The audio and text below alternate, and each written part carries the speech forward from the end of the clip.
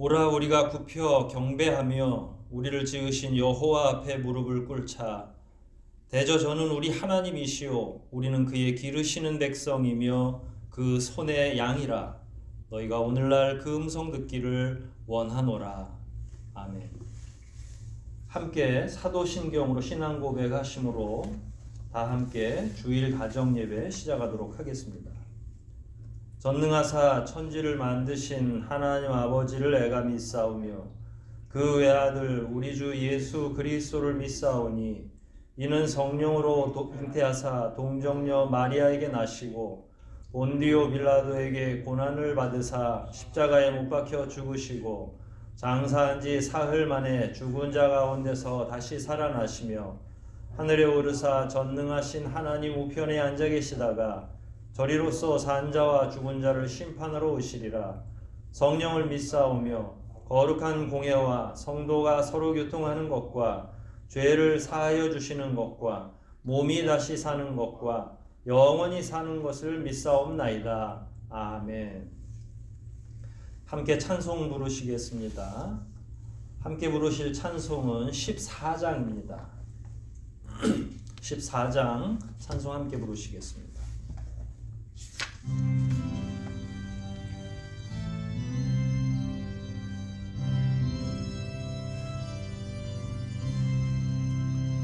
구세주를 아는 이들 찬송하고 찬송하세. 맘과 뜻과 힘 다하여 경배드리세. 주를 알지 못한 이들 주가 친히 인도하사 그의 피로 구속하니 찬송할지라. 약한 사람 도움받아 시험 중에 참게 되니 모든 선회를 기기림은 믿음뿐이라. 진리 되신 우리 주는 영원토록 변함없네. 성도들아 주를 믿어 길이 섬기세. 아멘. 우리 함께 성시 교독하겠습니다. 시편 118편입니다.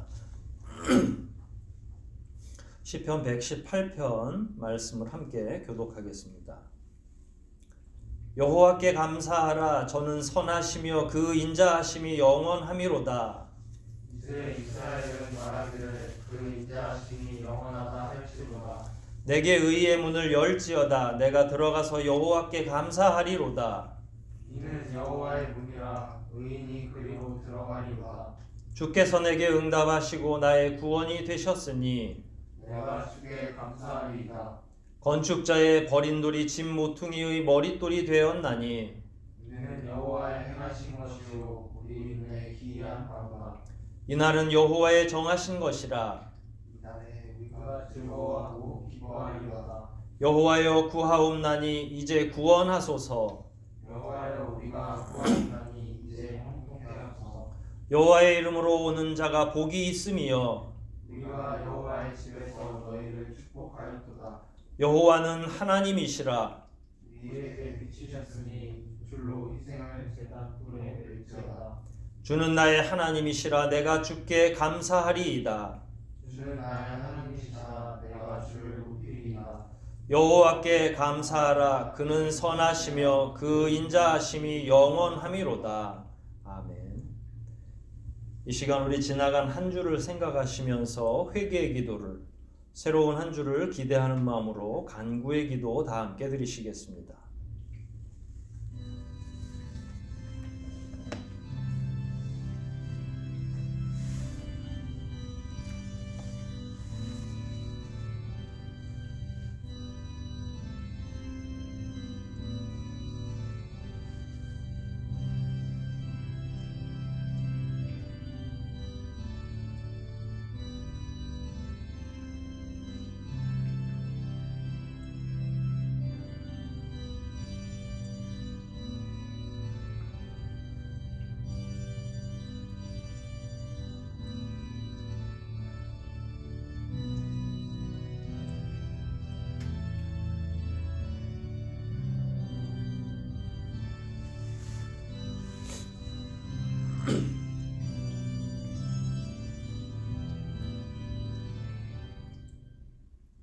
자비하신 아버지 하나님, 여러 가지 어려움 가운데 주의 자녀들을 보살펴 주시고 의의 길로 걸어갈 수 있도록 인도해 주시니 감사와 영광을 올리옵나이다.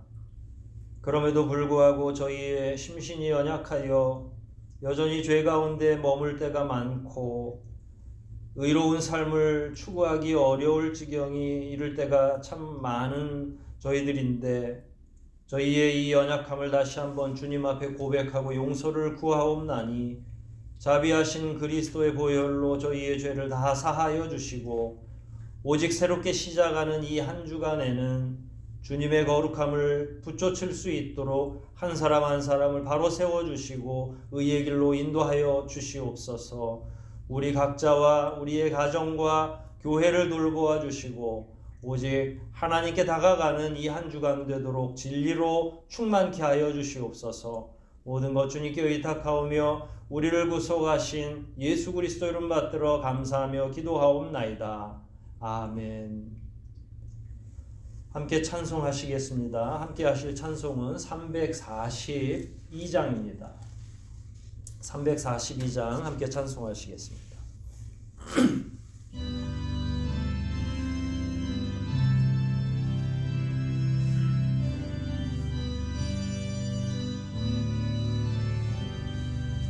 어려운 일 당할 때 나의 믿음 적으나 의지하는 내 주를 더욱 의지합니다.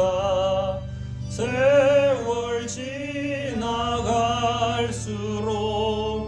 의지할 것뿐일세.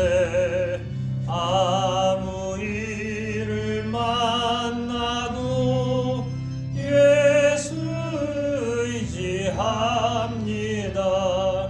성령께서 내 맘에 밝히 비춰주시네. 인도하심 따라서 주만 의지합니다. 세월 지나갈수록 의지할 것뿐일세. 아무 일을 만나도 예수 의지합니다.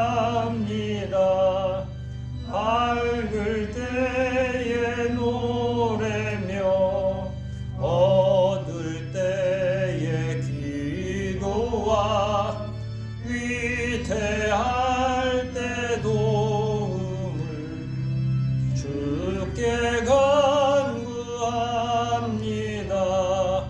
세월 지나갈수록 의지할 것뿐일세. 아무 일을 만나도 예수 의지합니다.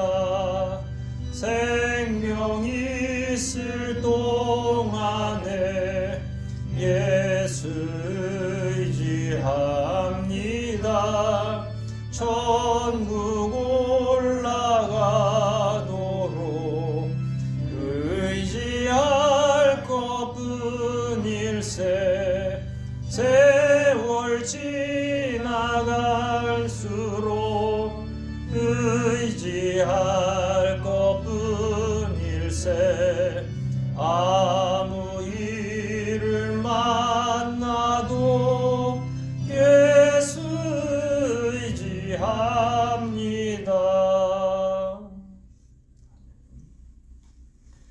교회 소식 시간입니다. 이 시간은 잠시 화면을 멈추시고 각 가정에서 가족 나눔으로 진행해도 되겠습니다.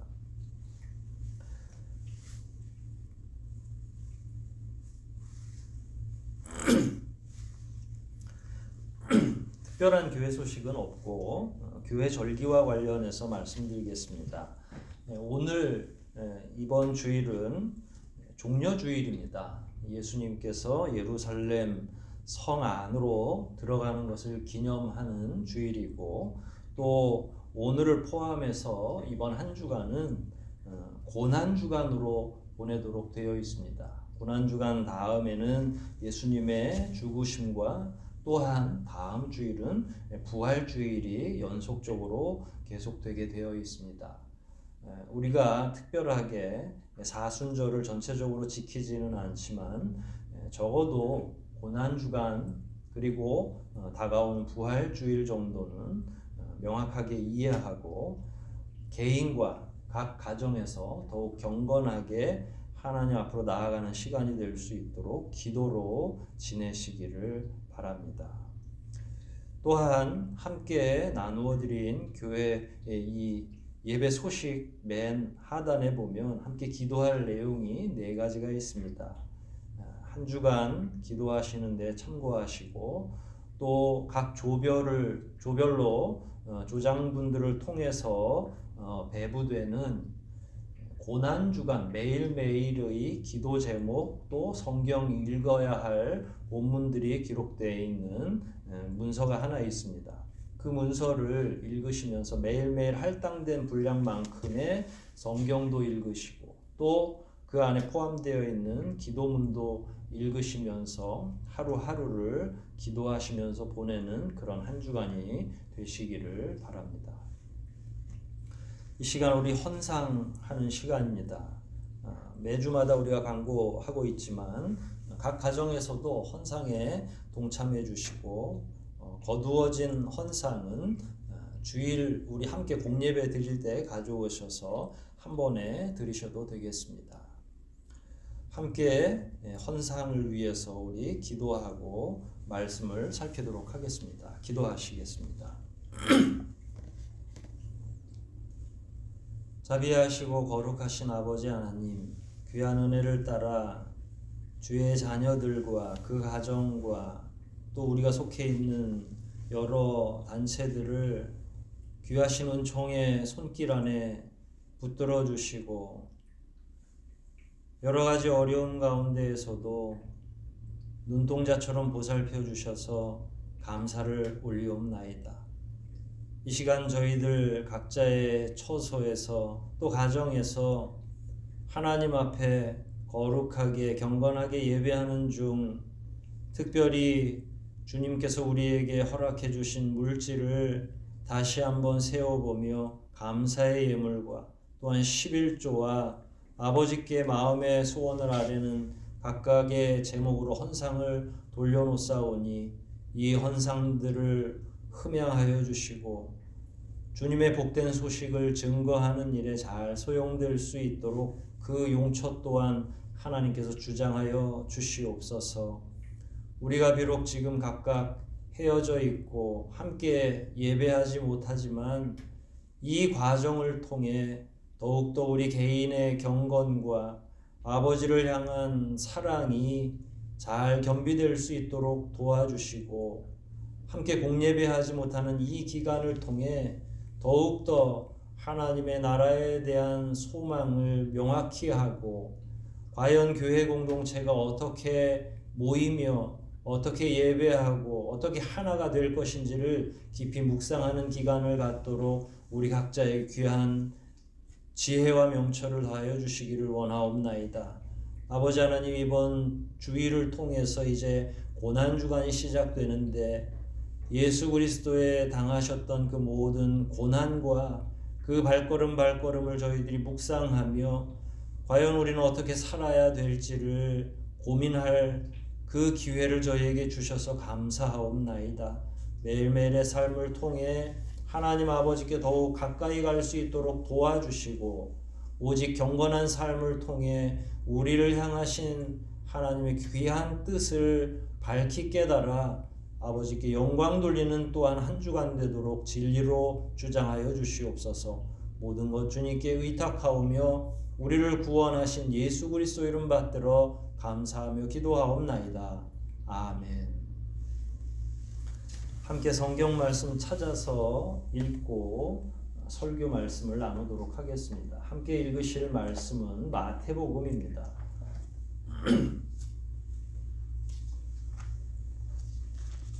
마태복음 21장입니다. 전체 본문은 1절로 17절까지 말씀이지만 우리가 함께 교독할 말씀은 1절로 11절까지의 말씀만 함께 교독하도록 하겠습니다.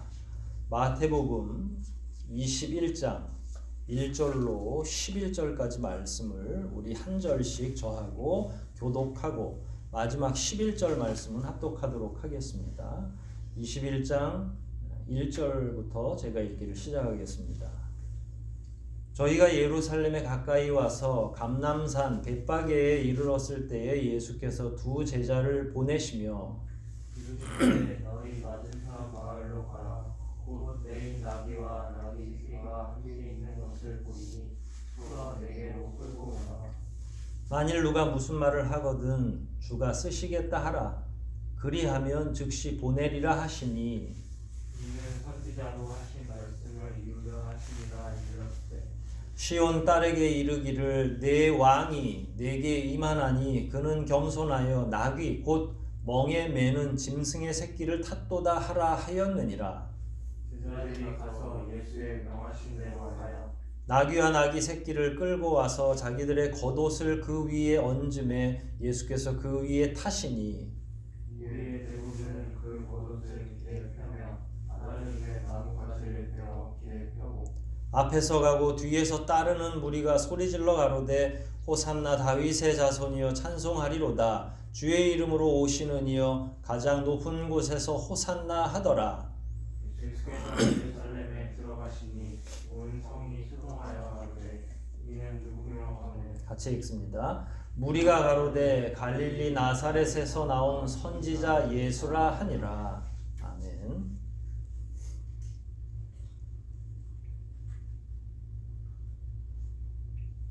우리가 함께 나눌 21장 1절로 17절까지의 말씀 그리고 21장 전체의 내용을 이렇게 살펴보면 우리가 익히 잘 알고 있듯이 예수님께서 이제 십자가를 짊어지시기 위해서 마지막 유월절을 맞이하러 예루살렘 안으로 들어가는 장면이 등장하게 됩니다.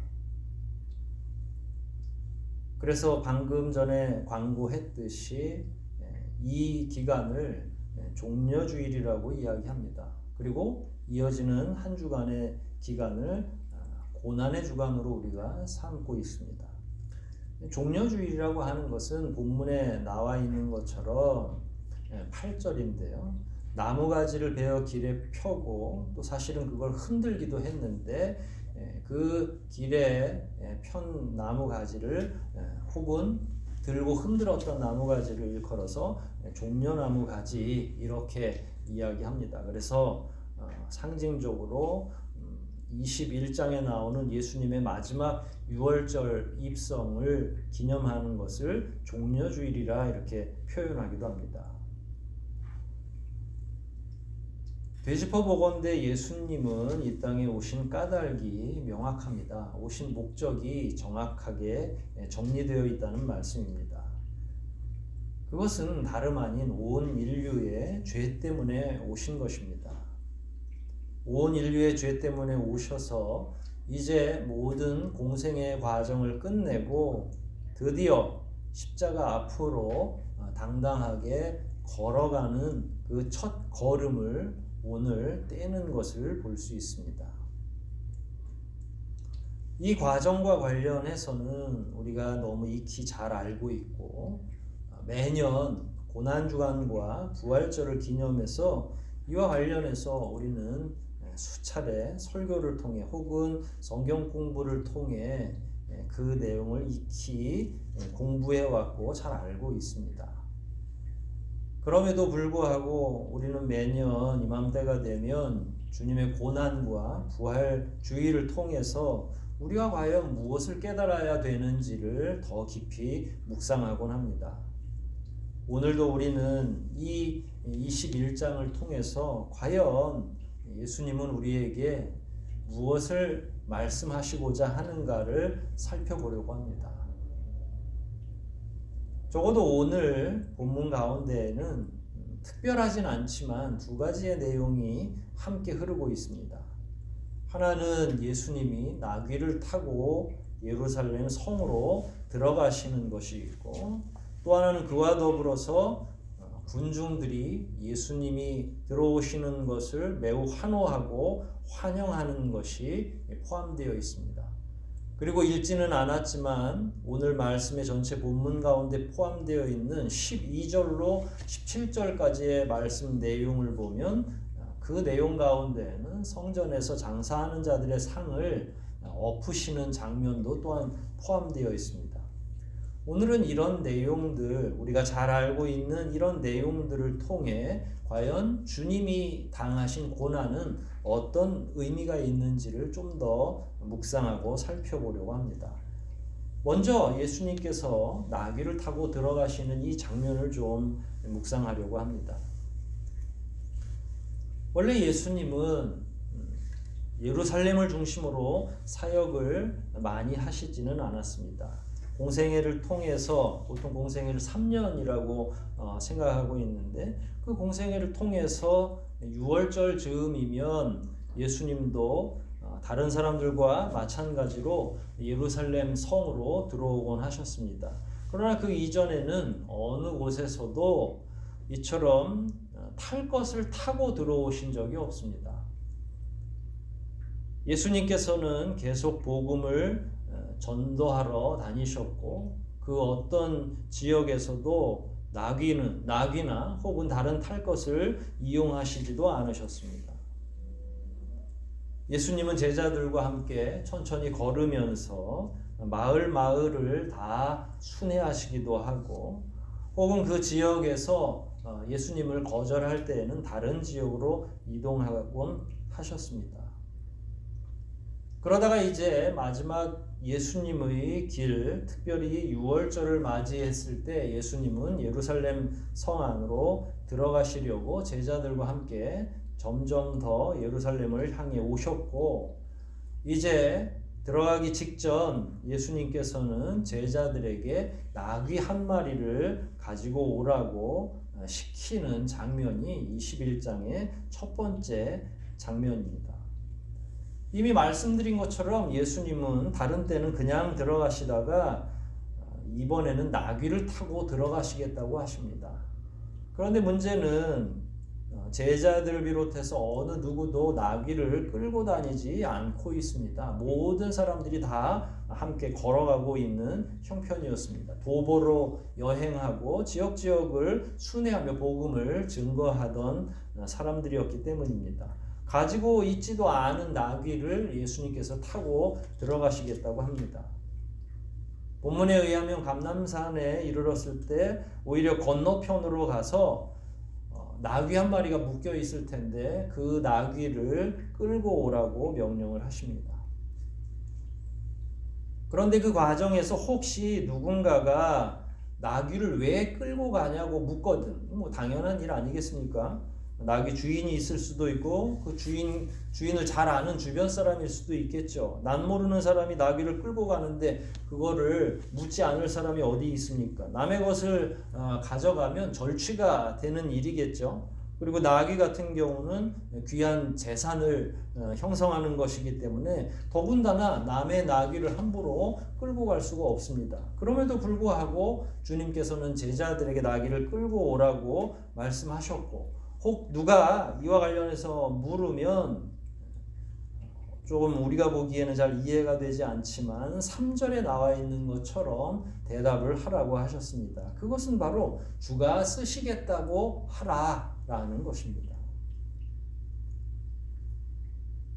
주님께서 사용하시겠다. 하나님께서 이것을 사용하시겠다라는 그 의미입니다. 그리고 실제로 제자들이 건너편에 갔을 때 나귀 한 마리가 있었고, 결국은 이런 과정을 거쳐서 제자들이 나귀를 가지고 주님에게로 다가오게 됩니다. 이제 예수님은 나귀를 타고 입성할 준비를 하고 있습니다. 예수님은 말이 아니라 나귀를 타고 들어가시겠다고 하셨고, 제자들은 그 끌고 온 나귀에 안장이 있을 리 없으니까 자기들의 겉옷을 깔아서 예수님이 탈 수 있도록 배려를 해줍니다. 나귀는 말처럼 크고 높지 않습니다. 한 사람이 타면 간신히 탈 수 있을 정도의 짐승입니다. 나귀를 타면 나귀가 사람을 태워 버릇했으면 모르지만 처음 태울 때에는 익숙하지 않기 때문에 흔들 수도 있고, 또 나귀는 안장이 없기 때문에 흔들림 때문에 뒤뚱뒤뚱 거리면서 갈 수밖에 없습니다. 누가 본다 하더라도 예수님이 나귀를 타고 가시는 이 장면은 멋진 장면은 아니다, 이렇게 생각이 됩니다. 성경에 기록되어 있지 않지만 원래 이렇게 나귀 혹은 말을 타고 누군가가 성 안으로 들어간다면 그것은 아마도 추측컨대 왕이나 혹은 권세를 가진 자들이 개선장군처럼 입성하는 장면을 상상할 수 있을 것입니다. 전쟁에 이겼거나 혹은 자기가 지배하는 지역의 성문 안으로 많은 사람들을 앞세워서, 군사들을 앞세우고 많은 사람들을 일렬로 도열시켜서 마치 퍼레이드를 하듯이 당당하게 왕이나 혹은 장군이 말을 타고 들어가는 것입니다. 많은 사람들이 동원되기 때문에 그 행사 자체는 화려하고 또 군중의 환호가 있을 것입니다. 하지만 우리가 방금 살펴본 것처럼 예수님의 모습은 이와 다릅니다. 일단 타고 가는 짐승 자체도 틀릴 뿐만 아니라 예수님은 어떤 사람들을 동원하지도 않으셨습니다. 많은 군사가 있는 것도 아니고 화려하지도 않습니다. 예수님을 수행하고 있는 사람들은 고작 12명의 제자들 뿐입니다. 그들을 앞세우시긴 하셨지만 사실은 나귀를 타고 가는 그 장면조차도 아름답고 멋져 보이진 않습니다. 그 형태만 간신히 구색을 맞추어서 들어가려고 하는 겁니다. 예수님은 우리의 왕이시지만 왕이라고 하기에는, 분명히 왕의 입성은 맞지만 왕이라고 하기에는 외면적으로는 매우 우습게 보일 만한 장면입니다. 그럼에도 불구하고 예수님은 친히 이 장면을 명령하셨고 직접 제자들에게 나귀를 잡아오라고 하셨습니다.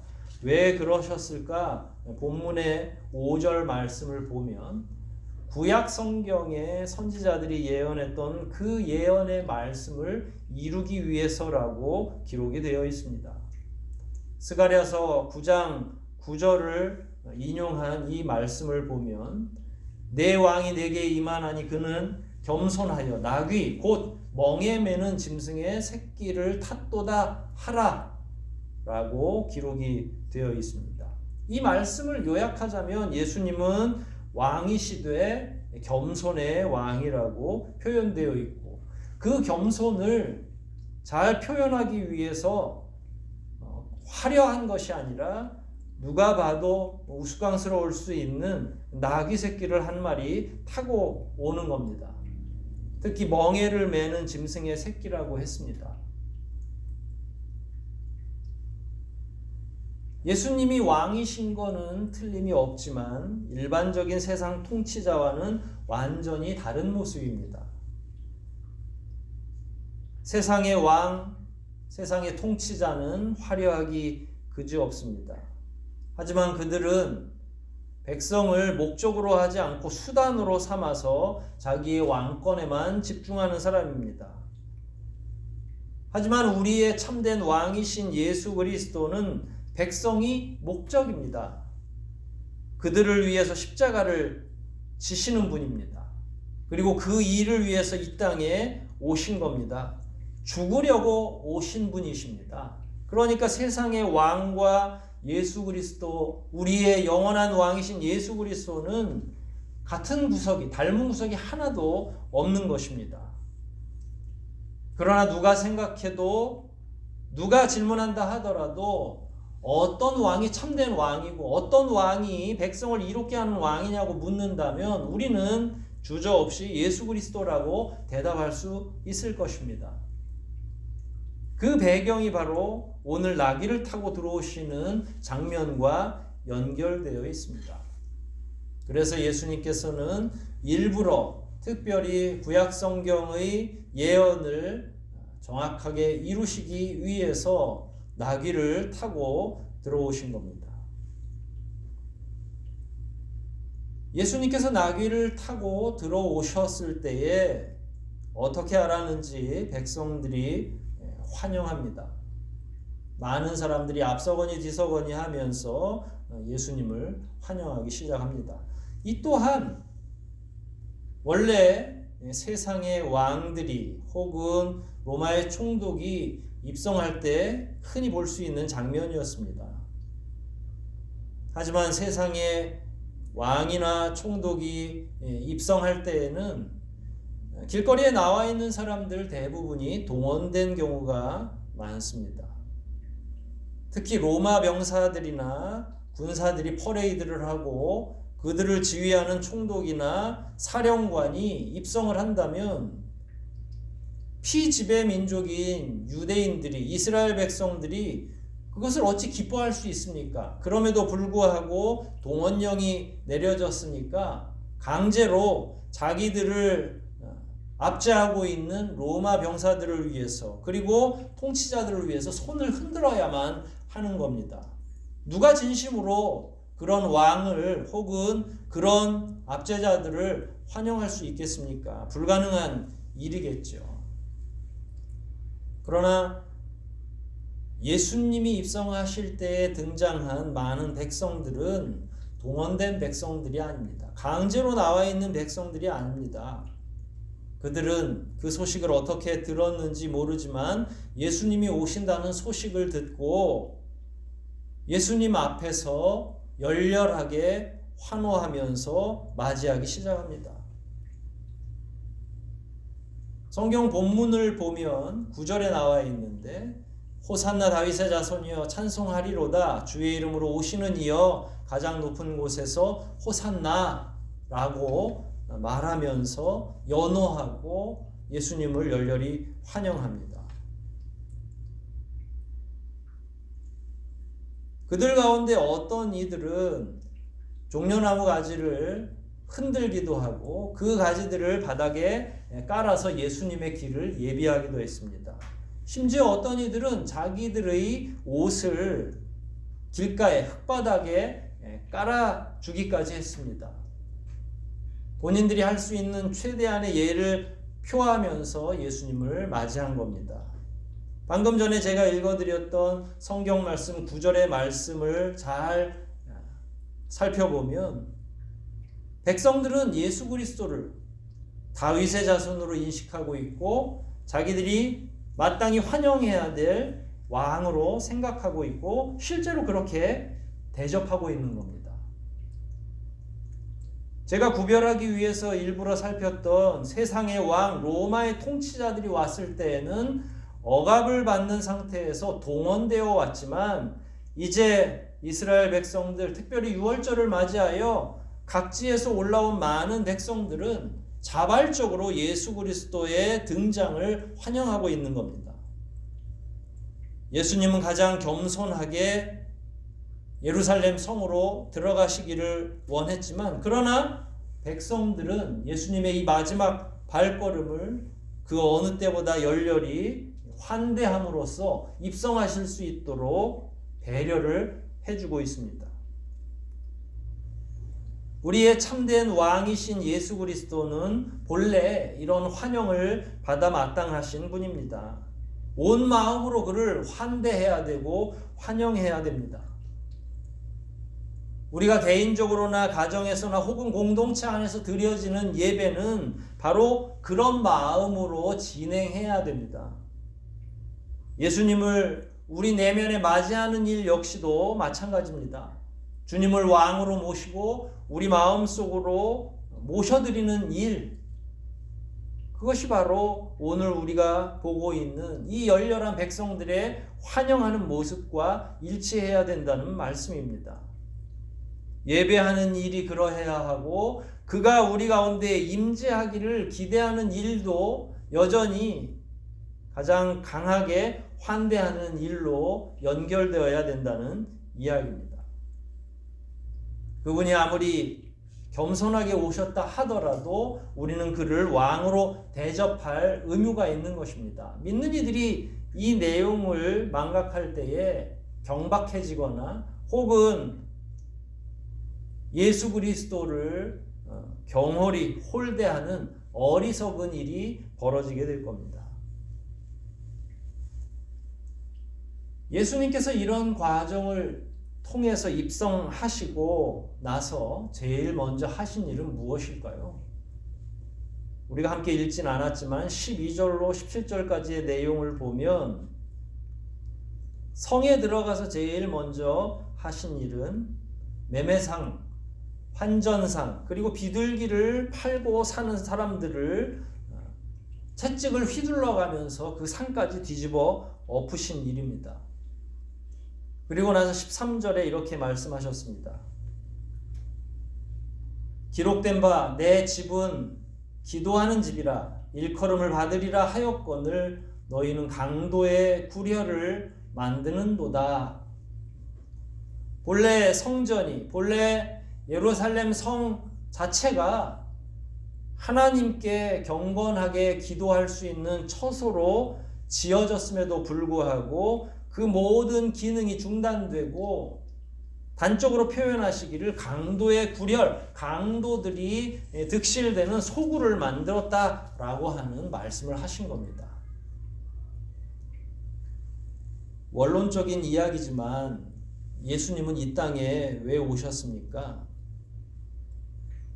다 아는 이야기 아니겠습니까? 예수님께서 이 땅에 오신 까닭은 죄에서 우리를 구원하시기 위해서 오신 겁니다.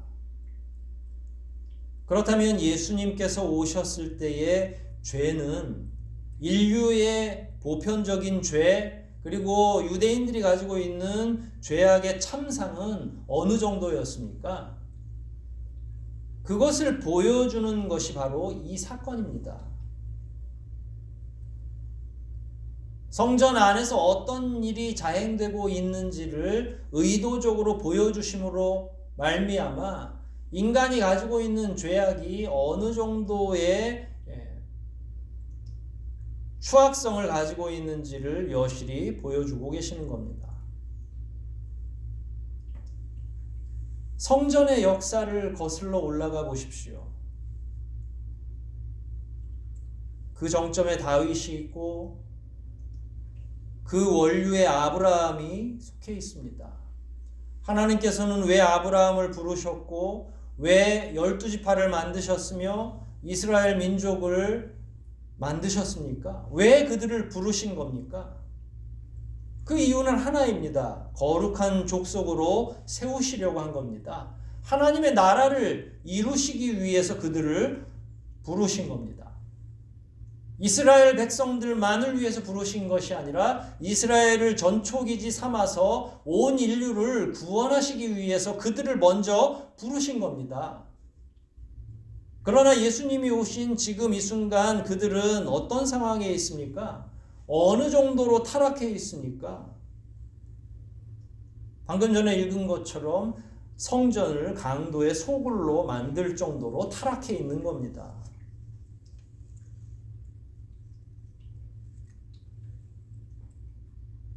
제가 설교를 통해서 몇 번 언급한 것처럼 성전 안에서 매매상이 있고 돈을 바꿔주는 자들이 공공연하게 있고 뿐만 아니라 비둘기를 사고 팔 수 있는 자들이 있다면 이것은 종교 지도자들의 비호가 없이는 불가능한 일이다.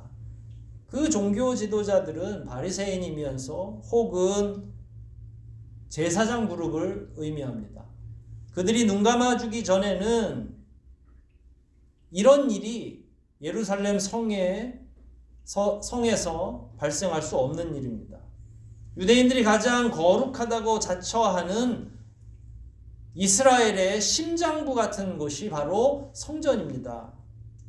그러나 지금은 가장 썩어 있고 악취가 나는 곳이 되었습니다. 예수님께서 그들의 상을 뒤집어 엎으신 것은 바로 그 심장부를 뒤집어 엎으신 것을 의미하고 있습니다. 사탄의 영향력이 얼마나 간교한지를 보여주는 그 현장을 예수님이 강하게 뒤집어 엎으신 겁니다. 본래 이 세상 세속은 악이 지배하고 있습니다. 그래서 사탄은 특별히 정치나 경제나 사회 문화를 더 더럽힐 필요도 없을 정도로 그 현장은 추악합니다. 우리가 뉴스에서 보는 그 많은 사건들을 보면 이 세상은 더 이상 굳이 더럽힐 필요가 없을 정도로 타락해 있습니다. 그럴 때 사탄의 타겟은 어디겠습니까? 힘들일 필요도 없는 세상을 더 타락시키는 일을 할 필요가 없다는 거죠. 그래서 사탄은 거룩하다고 자처하는 곳, 사람들이 자랑스럽게 거룩한 곳이라고 이야기하는 바로 그곳, 그것이 오늘 본문에서는 예루살렘 성전인데 그곳을 사탄은 정확하게 관역 삼아서 그들을 타락시켰고 그들을 썩게 한 겁니다. 이 모든 영적인 상황을 알고 계시는 예수님께서는 그곳을 엎으셨습니다. 알고 엎으신 일이고 이 일은 결국 싸움을 거는 일이었습니다. 사탄을 향해서 예수님께서 지금 벌이시는 이 싸움은 사탄을 향한 싸움이죠. 영적인 전쟁에서 이겨서 사탄에게 완전히 사로잡혀서 신음하고 있는 많은 영혼들을 구원하시기 위해서 오신 주님께서 그들을 구원하시기 위해 일부러 싸움을 거신 거죠. 그런데 놀랍게도 이 싸움을 걸었을 때 누가 제일 먼저 출동했습니까?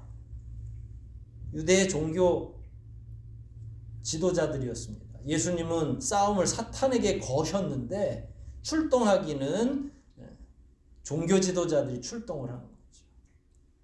그렇다면 이 유대 종교 지도자들은 누구의 하수인이 되는 겁니까? 두말할 필요도 없이 사탄의 하수인이 되는 거죠. 그들은 따로 명령을 받을 필요도 없이 아주 일사불란하게 예수님을 감시하기 시작했고 거짓 증거를 조작하기 시작했고 가짜 증인을 준비하기 시작했습니다. 그리고 우리가 잘 아는 것처럼 고난주간을 다 보내고 결국은 예수 그리스도를 십자가에 못 박게 하는 거죠. 이런 모든 일련의 사태를 놓고 볼 때에 예수님의 고난은 사실 예수님 스스로가 친히 시작한 일이라고 할 수 있습니다. 그리고 그 고난은 사실은 영적 전쟁을 의미한 겁니다. 방금 전에 말씀드린 것처럼 예수 그리스도께서 악한 무리를 향해서 선전포고를 하신 겁니다. 우리는 예수님의 고난을 묵상할 때에 십자가만 고통이라고 생각을 합니다. 채찍질을 당하신 것만 고난이라고 생각합니다. 그러나 오늘 본문을 통해 드러난 내용들 그리고 앞으로 이어질 내용들을 상상해서 이 고난의 의미를 다시 한번 묵상한다면 고난이란 결국 전쟁 과정 전체를 의미하는 것이라고 할 수 있습니다. 예수님이 벌이고 있는 영적인 전쟁 전체가 고난의 시작이고 고난의 과정이라고 할 수 있습니다. 따라서 예루살렘에 입성하시는 것은 예수님에게는 그야말로 마지막 전쟁터가 되는 것입니다. 우리에게는 그 전쟁터가 구원의 전쟁터가 될 것입니다. 결국은 승리하는 전쟁터가 될 것임에 틀림이 없습니다. 고난주간은 바로 그 전쟁의 시작을 온 세상에 공개적으로 선포하는 그 행위를 친히 보여주시는 시작일 뿐입니다. 사실 예수님께서는 공생애를 3년 정도 사셨다고 기록이 되어 있는데 그동안에는 예수님께서 일부러라도 유대인들을 피하셨고 특히 종교 지도자들을 멀리 하셨습니다. 공공연하게 그들을 공격하시긴 했어도 정면 대결을 피하고 조심하셨습니다.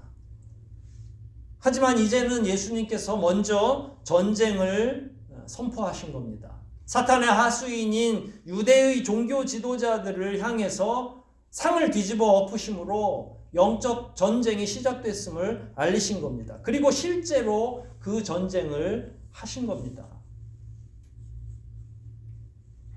그렇게 놓고 볼 때에 흔히 우리가 예수님의 고난에 동참하자는 말을 하게 되는데 과연 우리가 예수 그리스도의 고난에 동참하는 것은 무엇이 되겠습니까?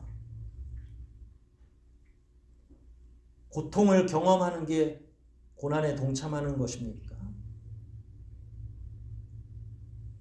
우리가 만일 고난을 영적 전쟁의 과정이라고 정의할 수 있다면 우리의 고난 역시 우리 삶 속에서 벌어지는 영적 전쟁의 과정이라고 이해해야 됩니다.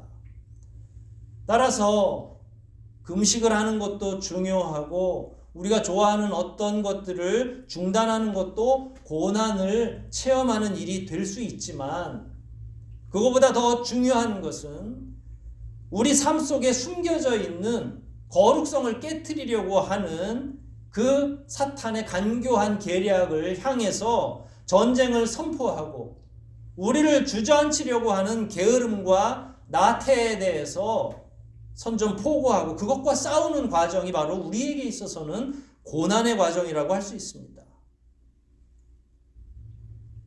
개인과 가정과 교회에서 사탄의 영향력을 드러내고 그것과 싸워서 내쫓는 이 과정 전체를 고난에 동참하는 과정이라고 할 수 있다는 이야기입니다. 우리에게 있어서 참된 고난은 육체적 고난뿐만 아니라 영적 전쟁으로 말미암아 다가오는 많은 고난이 포함되어야 한다고 생각이 됩니다. 우리 개인과 우리의 가정과 우리 교회를 더욱 성결히 지키기 위해서 기꺼이 영적 전쟁을 선포하고 이 고난의 전쟁을 시작할 때에 우리 개인도 불편하고 때로는 어떤 반발이 있을 수도 있고 때로는 우리가 더 침울해질 수도 있을 것입니다. 그럼에도 불구하고 우리는 이 고난의 기간을 견뎌내고 더 거룩한 지점으로 나아가야만 합니다. 왜냐하면 그것이 구원의 정점이기 때문에 그렇습니다. 따라서 이번 한 주간 고난주간을 보내시는 내내 모든 성도들 개개인과 각 가정이 그리고 우리 교회가 나아가야 될 길을 묵상하면서 과연 주님께 합당한 거룩한 성도로 거룩한 가정교회로 살아가기 위해서는 무엇을 버려야 하고 무엇을 좇아야 할지를 결정짓기를 기대합니다. 예수님께서 성전에 들어가셔서 제일 먼저 강도의 굴혈로 만들고 있는 모든 자들을 향하여 전쟁을 선포하신 것처럼 우리의 가장 성결해야 할 처소를 더럽힌 우리 스스로의 죄악을 하나님 앞에 고백하고 한 걸음 한 걸음 주님의 거룩으로 나아가야 된다는 그 말씀입니다. 그것이 그 어떤 육체적인 고난을 감내하는 것보다 중요한 일이고 우리가 참으로 추구해야 될 진정한 영적 고난의 길이라는 사실을 깊이 이해하시고 이번 한 주뿐만 아니라 우리의 남아있는 인생 내내를 더욱더 거룩한 길로 기꺼이 나아가시는 저와 여러분이 되시기를 주의 이름으로 축원합니다. 우리 함께 말씀을 생각하시면서 기도하시겠습니다. 예수님께서 고난의 첫걸음을 떼신 것처럼 우리도 감히 영적 전쟁에 동참하고 언제 스며들었는지 모를 우리 개인의 거룩한 영역을 훼손한 그 모든 더럽고 추악한 것을 내어 쫓고 가정과 교회 공동체를 훼손하려고 하는 일체의 사탄의 간교한 전략을 깨트리고 거절하기 위해서 애써야 될 줄 압니다. 이번 한 주 내내 또 앞으로 우리가 살아가는 내내 그런 과정에 기꺼이 동참하게 해달라고 우리 간절한 마음으로 하나님 앞에 기도로 나아가시겠습니다.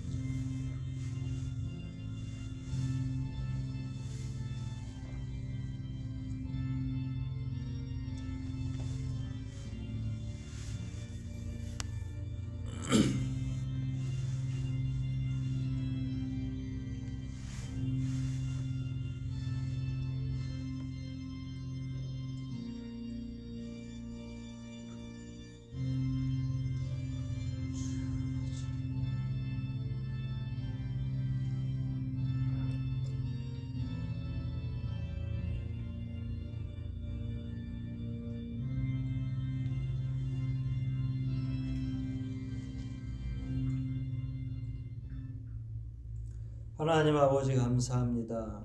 오늘도 말씀을 통해 황폐한 이 시대를 그리스도인으로 어찌 살아야 되는지를 밝히 알려주시니 감사와 찬양을 드리옵나이다. 알게 모르게 우리의 삶의 영역 그리고 우리가 거룩한 공동체라고 믿고 있는 교회 가운데 숨어 들어와 있는 사탄의 그 영향력을 저희들이 발견케 하시고 그 어떤 것도 기꺼이 깨트리며 아버지의 거룩함에 동참할 수 있도록 저희의 눈을 더욱 밝혀주시기를 원하옵나이다. 우리 개인의 삶의 영역과 우리 성도들의 가정을 더욱 거룩하게 돌보아 주시기를 원하오니 특별히 우리 성도들로 하여금 자기의 삶을 되돌아보게 하시고 가정을 돌아보게 하셔서 일체 하나님과 대척점에 있는 그 모든 악한 것들을 깨트리는 귀한 영적 전쟁을 시작할 수 있도록 격려하시고 능력을 더하여 주시옵소서. 우리 힘으로는 아무것도 이룰 수 없어서 오직 성령의 능력을 간구하오니 우리 모두에게 지혜를 더하여 주시고 성령의 충만함을 더하여 주셔서 반드시 이 영적 전쟁을 승리할 수 있도록 귀하신 은혜로 덧입혀 주시옵소서. 모든 것 주님께 의탁하오며 예수님의 이름으로 감사하며 기도하옵나이다. 아멘. 우리 함께 찬송 부르시겠습니다. 함께 하실 찬송은 144장입니다. 144장 함께 찬송 부르시겠습니다.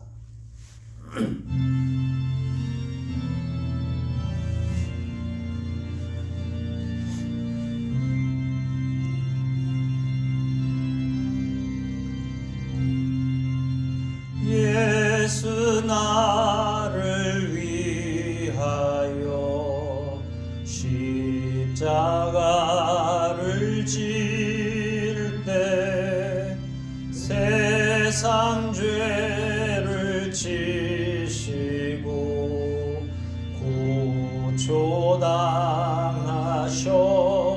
고초당하셨네. 예수여 예수여 나의 죄 위하여 보배 피를 흘리니 죄인 받으소서. 십자가를 지심을 무슨 죄가 있나 저 무지한 사람들 메시아 죽였네. 예수여 예수여 나의 죄 위하여 보배 피를 흘리니 죄인 받으소서. 피와 같이 붉은 죄 없는 이가 없네. 십자가의 공로로 눈과 같이 되네. 예수여 예수여 나의 죄 위하여 보배 피를 흘리니 죄인 받으소서.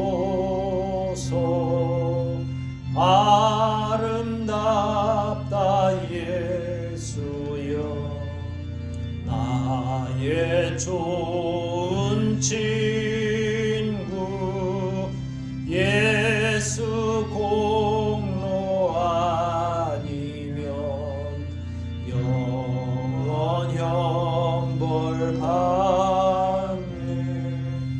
예수여 예수여 나의 죄 위하여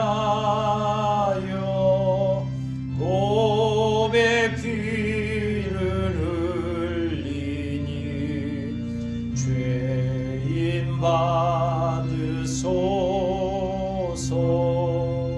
아멘.